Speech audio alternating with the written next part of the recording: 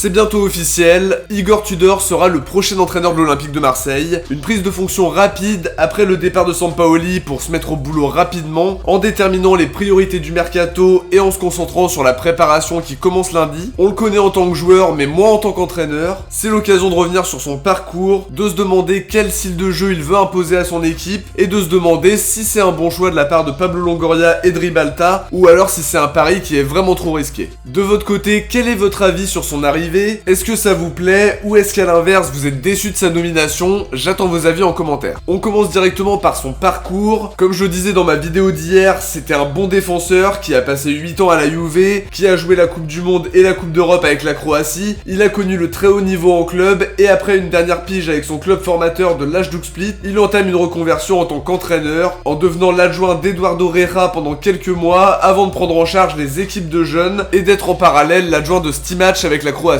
En avril 2013, il prend en charge l'équipe première de l'Hajduk Split. Il restera pendant quasiment 2 ans à la tête du club croate avec un bilan plutôt positif. À l'été 2015, il tente l'aventure grecque avec le PAOK, une expérience contrastée pour une équipe irrégulière qui terminera vice-champion de Super League après les playoffs, mais Tudor a été débarqué avant. En 2016-2017, il passe quelques mois en Turquie avec Karabükspor. Il sera encore une fois remplacé en courte saison, cette fois par Barisic, mais depuis le club turc a connu 19 coachs, preuve d'une instabilité assez peu compréhensible de l'extérieur. Il trouvera un nouveau point de chute en février 2017 en rejoignant Galatasaray, une expérience d'1 an et demi avec une 4ème place à la fin de sa première saison. Il partira 6 mois plus tard, remplacé par Fatih Terim qui lui s'est inscrit dans la durée. Par la suite, il enchaîne sur un intérim avec l'Udinese et quelques mois plus tard, il redevient l'entraîneur principal du club en cours de saison. L'équipe finira 13ème de Serie A, mais il quittera le club rapidement dès le début de la saison suivante. Pas mal d'expériences courtes sur ce début de carrière d'entraîneur. En 2020, il prend à nouveau les rênes de l'Hajduk Split, son club formateur, un passage beaucoup plus contrasté que sa période 2013-2015. Il quittera le club croate à l'été 2020 pour devenir l'adjoint de Pirlo à la Juve, une aventure d'un peu moins d'1 an où il a pu apprendre aux côtés de la légende italienne. En début de saison, l'Hellas Vérone réalise des matchs très décevants avec 3 défaites sur les 3 premiers matchs. Di Francesco est limogé et c'est Tudor qui le remplace à la tête du club italien. Une saison plutôt réussie pour une équipe considérée comme l'une des plus faibles sur le papier. La plupart des observateurs n'imaginaient pas qu'il finirait en première partie de tableau, 5ème attaque du championnat, malgré une défense parfois en difficulté qui a pris quasiment 60 buts.